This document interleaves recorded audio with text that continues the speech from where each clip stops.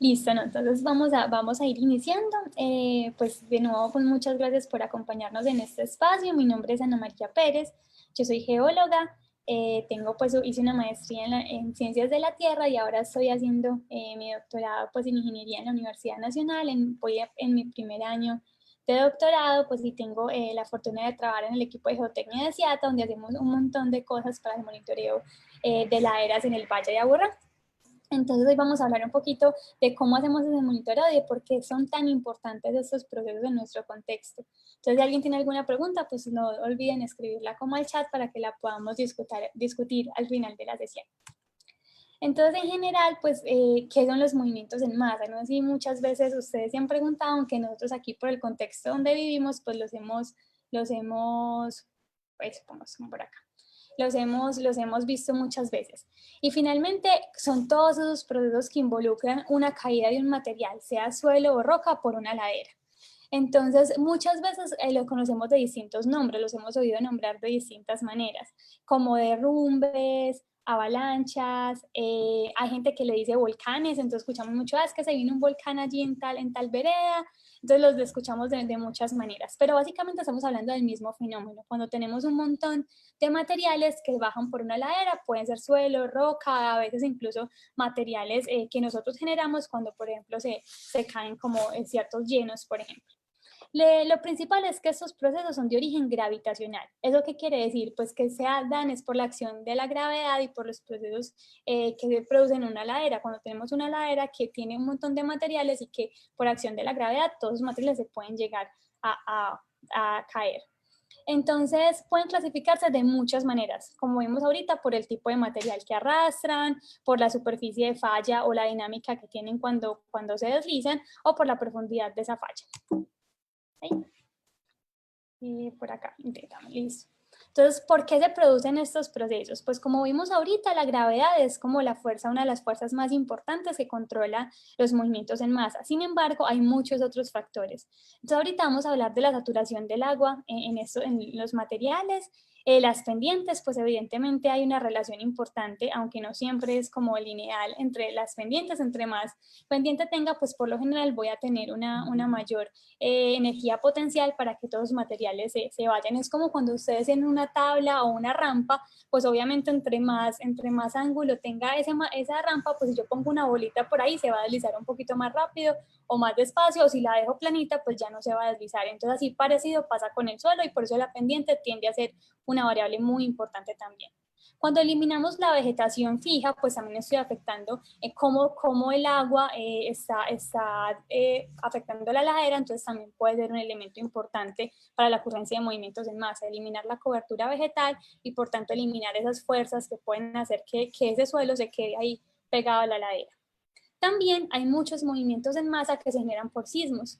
Y esa generación de movimientos de masa por sismos pues pasa porque esas vibraciones desconfinan esos suelos que están ahí pegados en una pendiente, que puede incluso estar saturada y que por eso se pueden generar.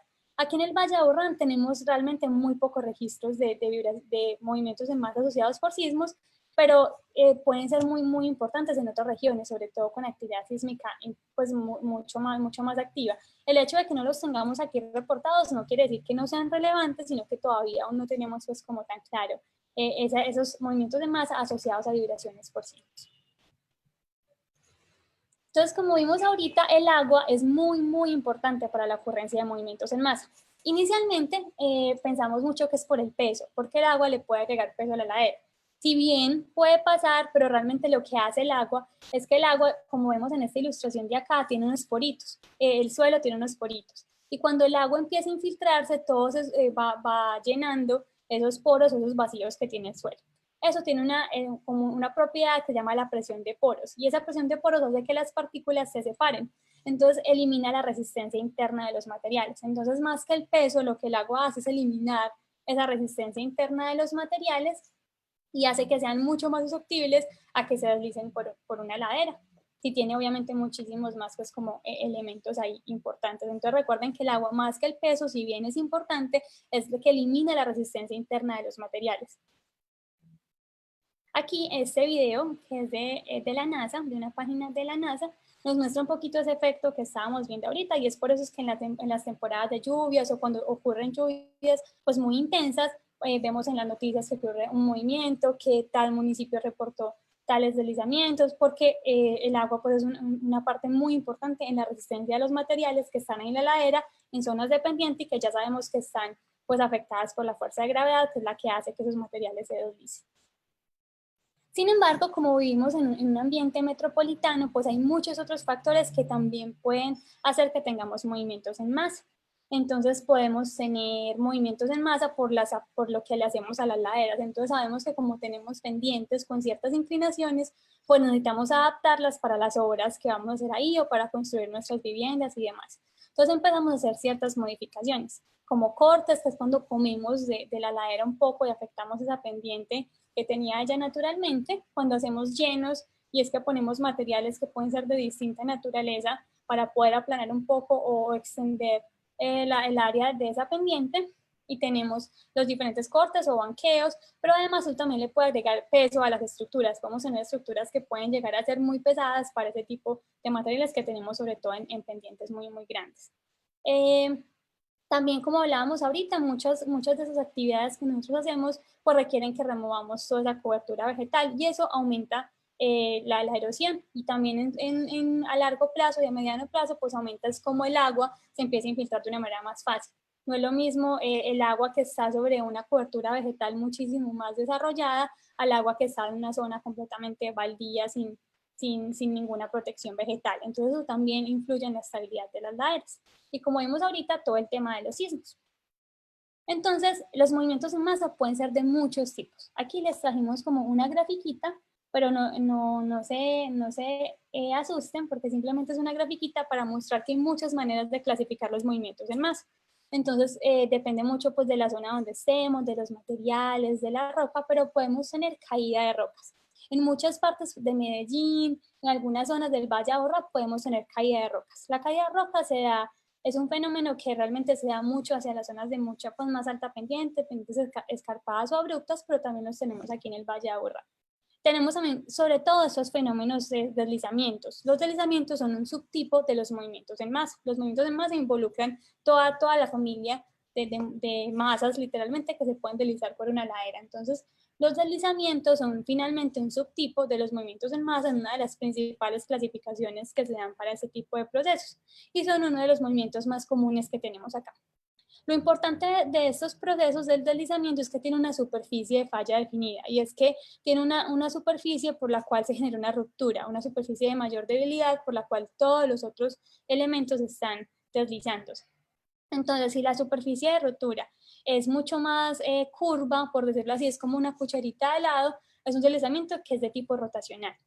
Si la superficie, y se da sobre todo en zonas de pendientes un poquito moderadas o inclinadas o que no son tan abruptas, pues tenemos mayores pendientes o superficies de falla un poquito más superficiales, podemos llegar a tener movimientos en masa de este tipo, que se llaman traslacionales, y es que su superficie de falla es un poquito más recta, funciona más como una rampa. Entonces, hay muchas maneras de clasificar los movimientos en masa. Una de ellas es como por el tipo por la dinámica del movimiento, que es como esta clasificación que tenemos acá, pero también por la velocidad. Hay unos muy, muy rápidos y hay unos mucho más lentos. Y eso lo vemos también aquí en el Valle de Aburrá. Tenemos movimientos muy rápidos que se dan en un solo evento de lluvia, y movimientos que nos van avisando como meses antes con grietas y con varias señales que ahorita vamos a ver más adelante cómo podemos identificarlas. Entonces también hay de distintas velocidades. Aquí también tenemos otro tipo de movimientos en masa que se llaman los flujos. Los flujos tienden a ser muy importantes, y como su nombre lo indica, pues su principal característica es que fluyen muy rápidamente por la vertiente. Son movimientos relativamente rápidos y los vemos mucho, sobre todo en las zonas, están asociados mucho al fenómeno de torrencialidad. Cuando tenemos avenidas torrenciales, a veces la principal fuente de esas avenidas torrenciales pues son todos estos flujos y esos materiales que tenemos en la parte alta, entonces también son muy importantes en nuestra región. Entonces, ¿por qué es tan importante conocer esto que les acabé de contar de los tipos de movimiento en masa? Y ahora vamos a ver cómo esas diferentes partes de los movimientos en masa o esos diferentes lugares que pueden tener, pues porque eso nos permite hacer el monitoreo y también empezar a ver dónde se producen, por ejemplo, los mayores daños. Muchos de nuestros mapas de amenaza, y es parte como de la metodología, se enfocan en conocer de dónde se desliza la masa, de dónde es que se puede deslizar la masa, y pocos, y obviamente hacia dónde se desliza la masa o las zonas que están afectando también son muy importantes. Entonces, conocer la dinámica, qué tan rápidos son, qué tan lentos pueden ser, por ejemplo, pues es muy importante para la mitigación, para el monitoreo y para conocer qué tipo también de daños pueden ocasionar. Por lo general, los movimientos en masa rotacionales, que son como este que tenemos aquí en el ejemplo, pueden tener superficies de falla más profundas. Y eso significa que pueden tener volúmenes más grandes y pueden desplazar muchísima más masa. Mientras que hay otros movimientos en masa que son más chiquitos, pero se dan de manera constante y también pueden generar muchísimos daños. Entonces eso también nos permite mucho hacer un monitoreo pues, de estos procesos. Aquí tenemos como un perfil esquemático de un movimiento en masa, de un deslizamiento rotacional, y cómo sería más o menos como esas partecitas o esas cosas que uno les va buscando de los movimientos en masa. Entonces tenemos un escarpe que muchos hemos visto como los escarpes que generan estos movimientos en masa, una corona o cabecera, y empezamos a tener unas zonas de diferentes como con grietas o escarpes secundarios que también pueden ser muy importantes para el monitoreo, porque nosotros como sistema de alerta temprana pues nos enfocamos en monitorear, por ejemplo, las zonas de la cabecera o zonas de grietas ya muchísimo más grandes, y sobre todo tratar de entender cómo esta zona puede afectar otras estructuras.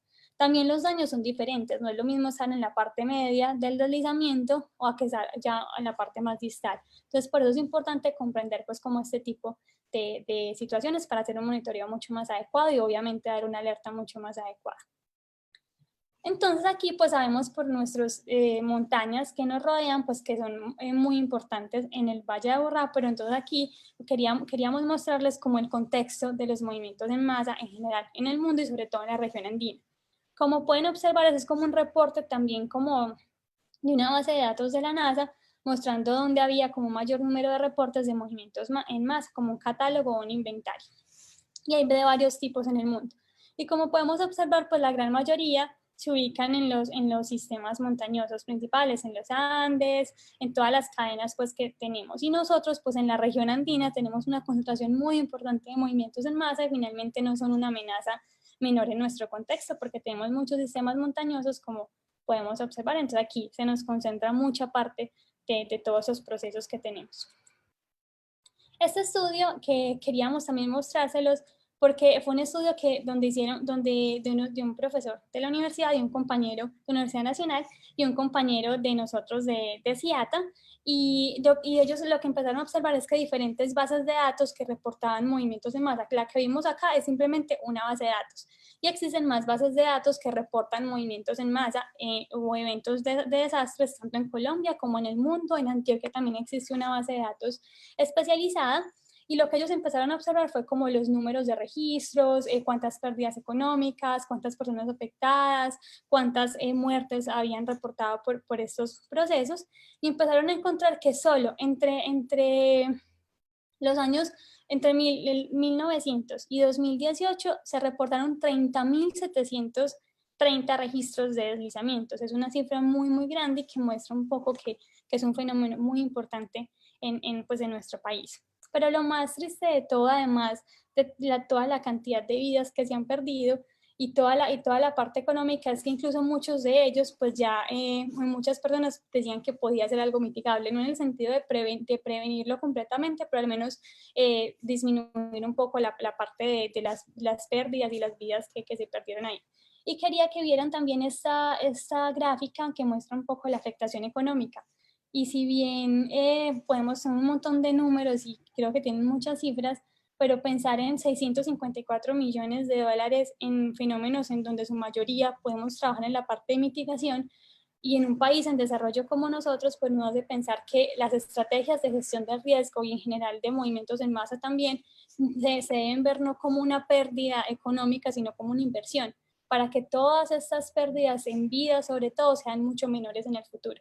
Entonces, la reflexión que quería mostrarles es que no ha sido un fenómeno menor ni en nuestro país, ni en el Valle de Aburrá, y que aún tenemos mucho trabajo que hacer para que no tengamos que hacerlo desde el desastre, sino que desde la mitigación podamos evitar que todos estos números sean mucho mayores. Y como veníamos entonces hablando, pues ya vimos que en el área andina, aquí en la cordillera, en las cordilleras que tenemos en el país, pues son un fenómeno muy importante. Entonces, si los movimientos en masa fueran una receta, pues aquí en el Valle Aburrá tenemos como todos los elementos. Tenemos las pendientes, tenemos las lluvias, tenemos un crecimiento acelerado de nuestras laderas. Entonces, evidentemente, podemos tener movimientos en masa en el Valle Aburrá. Aquí, como ya vimos que el agua juega un papel muy importante, esta gráfica también nos muestra un poco eso. Y es que tenemos el número de movimientos en masa de una base de datos en un periodo entre 1960 y el 2018, y tenemos todos los movimientos en masa que han ocurrido y los diferentes meses donde se han presentado. Y aquí, y todos los reportamos con este color amarillo. Entonces aquí tenemos toda la ocurrencia, los movimientos en masa y los meses donde ocurren de manera predominante. Y podemos ver en la línea negra la precipitación. Y podemos observar simplemente, solo viendo las dos líneas, que hay una relación importante entre la gráfica de la precipitación anual en el Valle de Aburrá y obviamente la ocurrencia de movimientos en masa. Lo cual no quiere decir que no haya movimientos en masa que se presenten por cosas ajenas a la precipitación, pero que sí hay una relación importante entre estos dos fenómenos, entre los meses donde más ocurren movimientos en masa y los meses obviamente asociados a las temporadas de lluvias que tenemos en el año.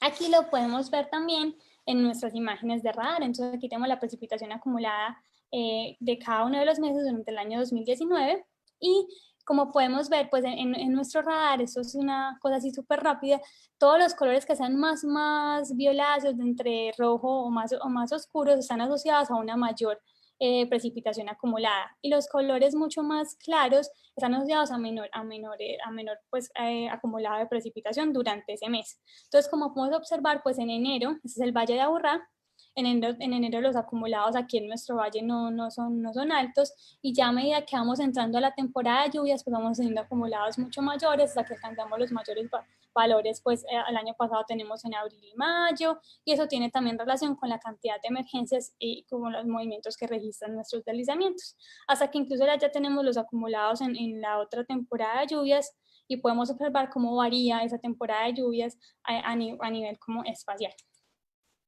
Aquí también quería entonces mostrarles, vimos el contexto en la región andina, vimos el contexto en el país, ahora vamos a ver algunos eventos históricos que nos han afectado aquí también a nosotros en la ciudad y en el Valle de Aburrá en general.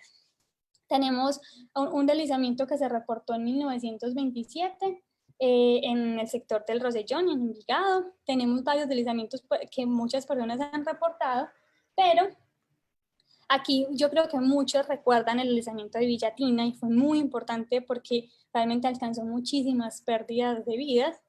Fue en el año 87.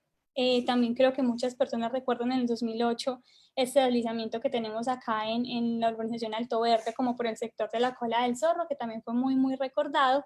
Y ya hemos tenido pues en los últimos años varios deslizamientos de la autopista Medellín-Bogotá en el año 2016, que también afectó pues como la comunicación entre ya pues en una vía muy importante a nivel nacional. Entonces tenemos muchos deslizamientos y miren, por ejemplo, en el sector de Villatina. Entonces lo que podemos observar es que realmente es un fenómeno que nos puede pasar a todos, es común en las laderas del Valle de Aburrá, y la idea es que no tengamos que seguir alimentando esta tabla con grandes deslizamientos, sino que cada vez trabajemos más en la prevención y que esos deslizamientos pues sí de ocurrir, porque no podemos ni prevenir ni prever cuándo puede pasar, pero sí al menos que tener una base mucho más sólida para que no resulten en tantas pérdidas, sobre todo de vidas.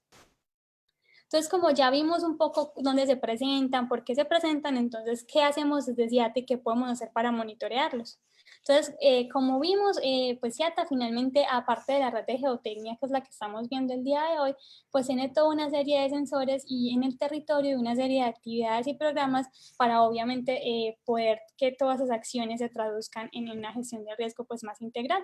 Entonces aquí nosotros nos enfocamos muchísimo en la red, en la información que nos genera el radar, en la información que nos generan los sensores a lo largo de todo el Valle de Aburrá y en los procesos comunitarios para poder llevar como toda esa información. Y así hacemos pues obviamente como parte y tratar de integrarnos con todas las redes que conforman el sistema de alerta temprana. Específicamente, los deslizamientos activos que monitoreamos en este momento son estos que tenemos acá. en la gran mayoría de municipios del área metropolitana, y también obviamente tenemos en este momento ya algunas zonas para iniciar el monitoreo. Entonces, de cada una de estas zonas tenemos como diferentes maneras de monitorear. Como ya vimos ahorita, todos los deslizamientos son diferentes. Unos son más rápidos, más lentos, más grandes, más pequeños. Unos tienen superficies de falla más profundas, otros no. Entonces, de eso depende mucho el esquema de instrumentación que tenemos. Pero en general, lo que tratamos de hacer es primero tener sensores en tierra para medir el movimiento de la masa en tiempo real. Y también nos enfocamos muchísimo tenemos en sensores y cosas que a remoto, pues a nivel remoto nos permitan seguir el deslizamiento. Entonces tenemos tecnología con drones, estamos también implementando todo el tema de LiDAR para medir esos movimientos en más largo plazo. Ahorita vamos a ver un poquito cómo funcionan. Y por ejemplo, tenemos ya un radar interferométrico que nos permite también hacer seguimiento sobre todas esas zonas de emergencia y que son un poquito más sobre todo si es para gestión de emergencias. El radar interferométrico se enfoca mucho en detectar esos movimientos con el barrido de un equipo, entonces también nos permite muchísimo detectar esos movimientos. Y también esta parte es muy, muy importante porque tenemos sistemas de monitoreo que dependen muchísimo de las personas. La información que nos genere la gente cuando nos llama, cuando nos avisa, pues también es muy importante para calibrar todos estos equipos y obviamente para darle un seguimiento a todos los deslizamientos.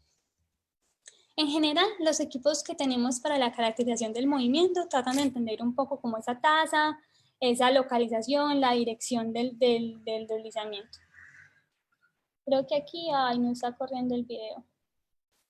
Esperemos un poquito. Bueno, mientras que corre, claramente nos enfocamos, como vimos ahorita, que el agua era tan importante, a la importancia sobre todo de la precipitación. Entonces también nuestra red se enfoca mucho en conocer esos procesos, esas variables hidrometeorológicas que influyen en el movimiento.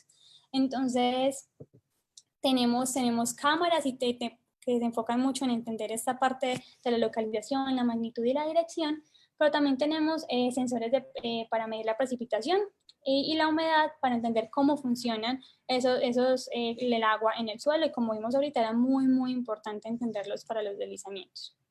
Esos son los equipos que tenemos, los sensores en tierra. Tenemos unos sensores que se alcanzan a medir todos los movimientos superficiales. ¿Se acuerdan que ahorita mirábamos como un esquema de las partes de un deslizamiento?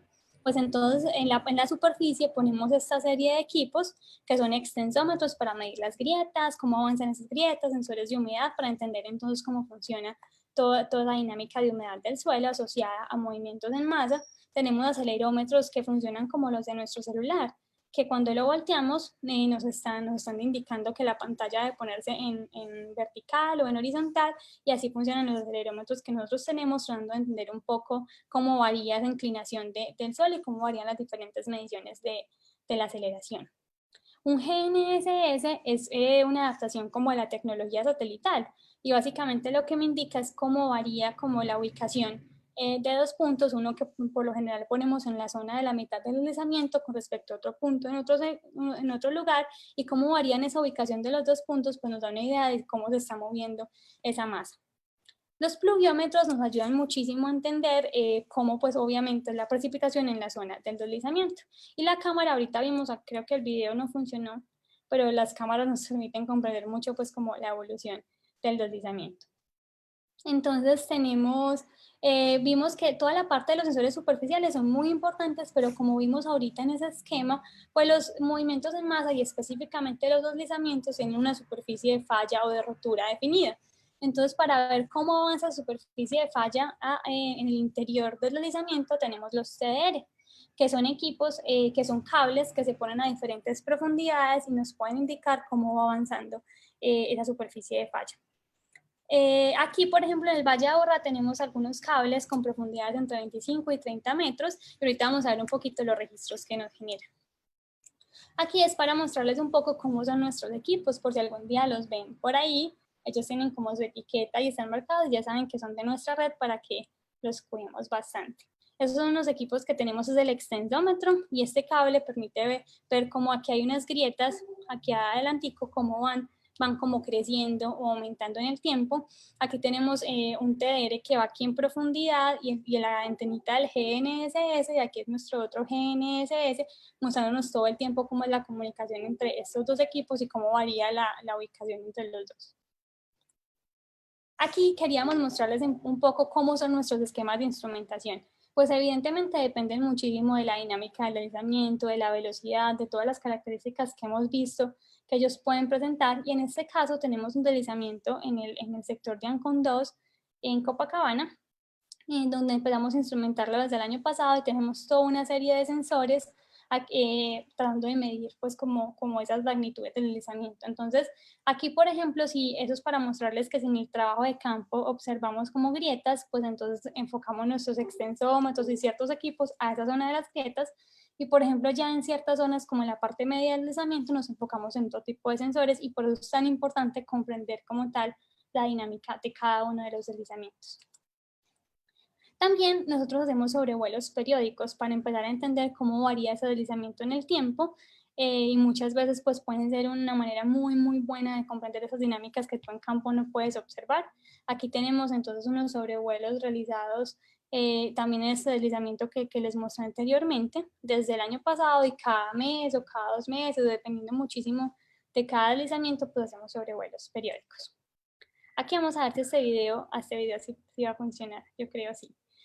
Una de las cosas que hacemos pues, es la atención de la emergencia. Este fue un deslizamiento que se presentó en junio del año pasado en el municipio de Caldas, en el sector de Salinas, y lo que hacemos también es como con los sobrevuelos, pues mirar la magnitud del deslizamiento, ubicar sitios de monitoreo en tierra, y empezar también como a entender la dinámica de esa emergencia que se presentó. Este fue un deslizamiento que miremos que tiene como muchas de las cosas que hemos visto, tiene un escarpe, tiene una zona media, y ya podemos observar como la magnitud pues como de los daños. Este fue un deslizamiento porque también hicimos pues como un apoyo en la región, en el municipio de Jericó. Este se presentó en noviembre del año pasado, y aquí también hacer los sobrevuelos nos permitió entender realmente la magnitud, visualizar cómo había sido la emergencia y empezar a proponer sitios para instrumentación en tierra. Entonces, los sensores remotos siguen siendo una parte muy importante de nuestra red porque nos permiten visualizar pues un montón de cosas, y en el tiempo también darle como una trazabilidad a estos procesos. Entonces ya voy a pasar. Entonces aquí como para mostrarles un poco cómo son estas estrategias que tenemos. Entonces dependiendo muchísimo de cada deslizamiento, tenemos sobrevuelos cada mes o cada 2 meses o cada 3 meses, depende como muchísimo. Y también hay un tema de toda nuestra red que es muy importante, y es los recorridos periódicos. Entonces todo nuestro equipo de mantenimiento pues hace todos los recorridos para los mantenimientos correctivos y preventivos de los equipos, calibrarlos y garantizar pues que siempre nos entreguen información muy confiable de lo que está pasando. Y también nosotros tenemos en el equipo de geotecnia un equipo de ingenieros y de geólogos que también hacen muchos recorridos de campo para ver entonces cómo evolucionan las condiciones del deslizamiento, y también como para revisar pues en campo como lo que sucede, y sigue siendo pues una parte muy importante de nuestro monitoreo. Aquí para mostrarles entonces un poco cómo son esos sensores que les mostramos ahí en las foticos y qué información es la que nos dan. Aquí tenemos el extensómetro, que como vimos se dedicaba a mirar entonces el avance de las grietas, que es este que tenemos acá, cómo van avanzando ese desplazamiento en centímetros, ese desplazamiento acumulado. Y aquí tenemos la información de la precipitación, porque ya vimos que era una variable muy importante para entender cómo se reactivan o cómo ocurren estos movimientos. Aquí también tenemos entonces toda la precipitación acumulada, y cómo esas grietas también van variando en el tiempo. Entonces lo que hacemos, por ejemplo, aquí podemos empezar a revisar si esa precipitación se tiene que ver o no, o si se puede tener una relación con esos desplazamientos que empezamos a ver acá. Esta es una gráfica del GNSS que, como veamos, es como un desplazamiento relativo, es una información satelital, y lo que vemos acá pues tiene como un poquito de ruido porque sí depende mucho de la nubosidad, de las condiciones para enviar la información. Sin embargo, cuando todo el set de datos empieza a cambiar en su media y tenemos este tipo de lecturas, empezamos ya a observar que puede estar asociado a movimiento de toda la masa.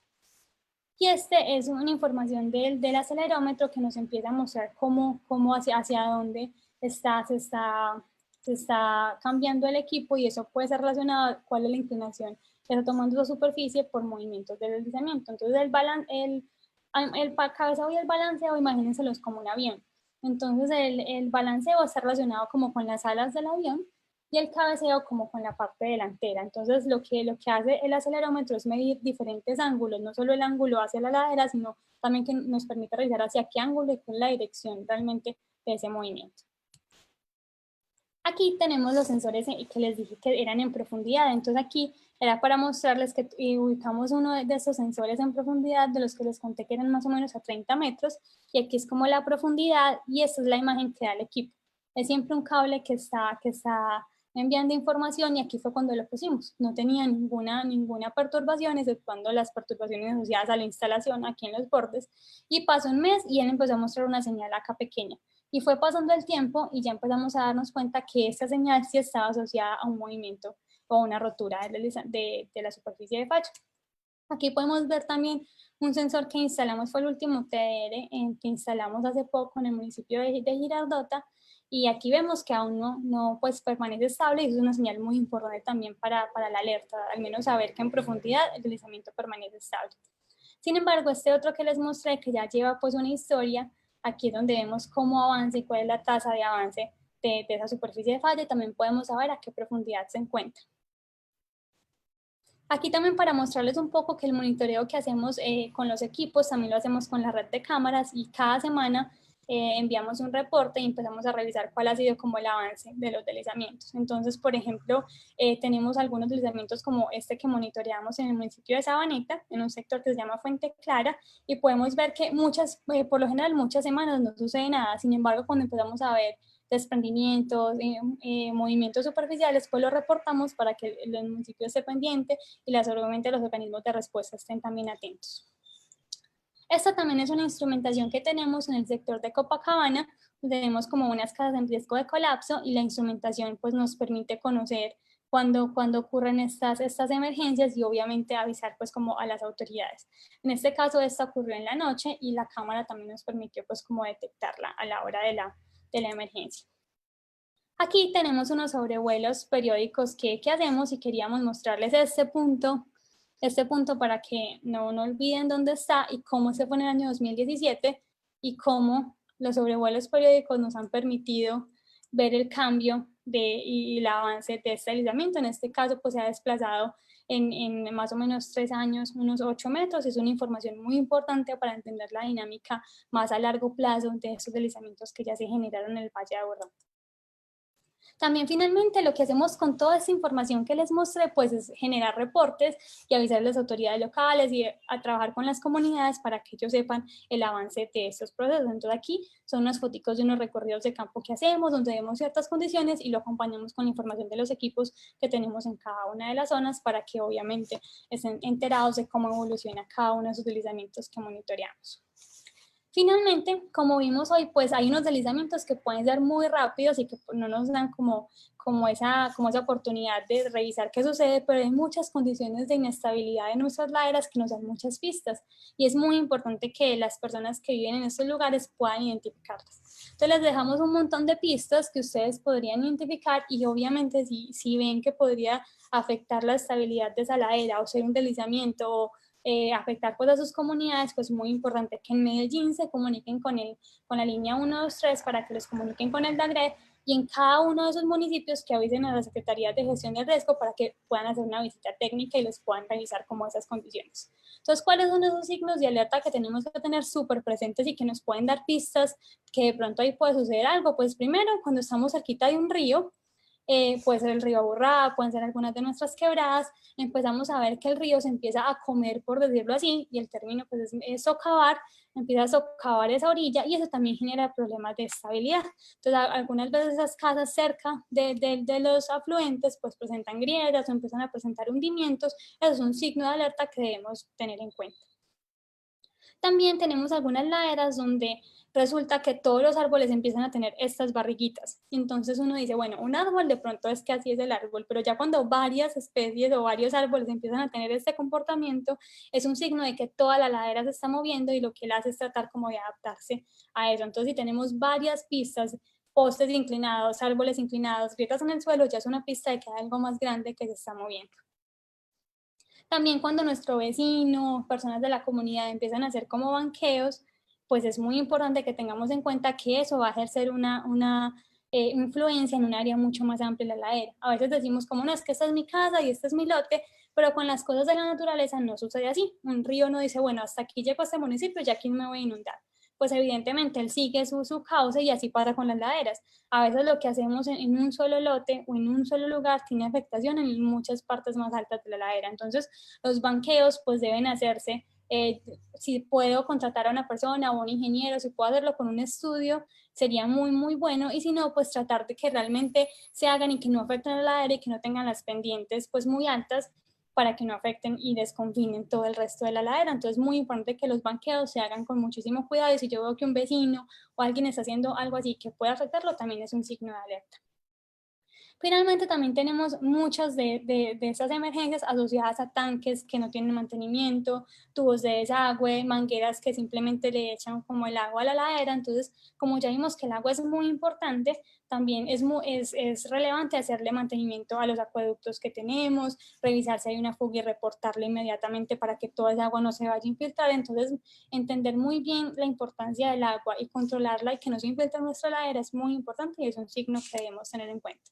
Y finalmente tenemos muchas zonas donde empezamos a llenar una ladera de escombros, tenemos botaderos y eso finalmente en un lugar donde hay mucha pendiente, pues básicamente le estoy dando todos los ingredientes para que la fuerza de gravedad ejerza ahí y se deslice. Entonces los botaderos también realizados de una manera de pronto no muy geotécnicamente, pues también pueden ser un signo de alerta de una ocurrencia de movimiento en masa. Entonces queríamos dejarles como todas esas pistas del día de hoy, contarles cómo monitoreamos los deslizamientos. Si tienen alguno que crean que podamos monitorear o que sea muy importante revisar, pues también lo tendremos en cuenta. Entonces, tienen como algunas preguntas o voy a revisar por acá.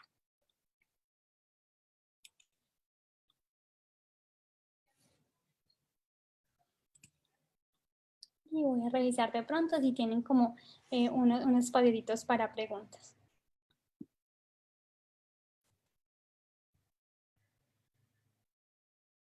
Para que estoy viendo unos comentarios de Mario Gil, muchas saludos. Aquí hay una pregunta de Santiago Montoya. ¿Qué saben sobre la gestión de la radiación solar que se implementa en el Valle de Aburrá y sus alrededores? Bueno, esa pregunta está un poquito difícil para mí, pero lo que sí sé es que desde CIATA se han hecho algunos estudios y creo que también hay unas tesis que permiten entender cómo se maneja, cómo es esa radiación en el Valle de Aburrá. Pero entonces yo creo que lo mejor que puedo hacer por Santiago es que vamos a consultar súper bien para darte pues como una respuesta más adecuada y te la escribimos ahí por el chat. ¿Listo? No sé si tienen como alguna otra pregunta. Yo creo que por aquí, por el chat, ya no leo como más preguntas.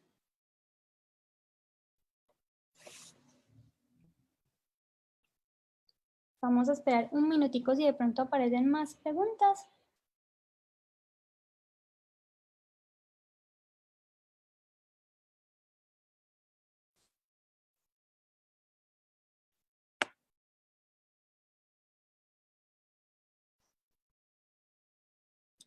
Y en los comentarios, no, pues muchas gracias a todos por estar súper presentes. Recuerden que desde CIATA, como Sistema de Alerta Temprana, un proyecto del Valle de Aburrá, del área metropolitana del Valle de Aburrá, estamos pues como muy pendientes y queremos acompañarlos en su comunidad. ¿Creen que podemos monitorear algún otro lugar? Pues estaremos como súper presentes. Entonces, muchas gracias por acompañarnos. Espero que les haya gustado mucho la información y recuerden que cualquier duda o comentario pues nos pueden dejar ahí en el chat y se los estaremos como respondiendo. Listo. Muchas gracias por acompañarnos.